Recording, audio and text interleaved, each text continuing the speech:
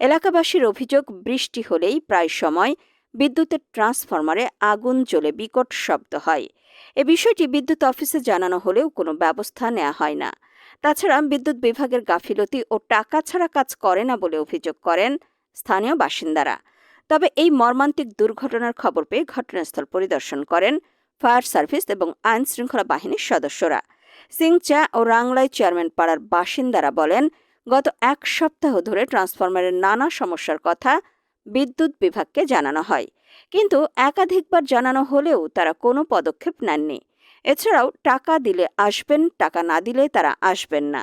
এই ঘটনার জন্য বিদ্যুৎ বিভাগের গাফিলতি সম্পূর্ণ দায়ী, যার কারণে বিদ্যুৎস্পৃষ্ট হয়ে 3 জন নিহত ও বেশ কয়েকজন আহত হয়েছে। মা ও মেয়েকে হারিয়ে কান্নায় ভেঙে পড়েন রেংখেন ম্রো। তিনি বলেন, আমার গোছানো পরিবার সব ধ্বংস হয়ে গেছে। আমার মেয়ে ও মা বিদ্যুৎস্পৃষ্ট হয়ে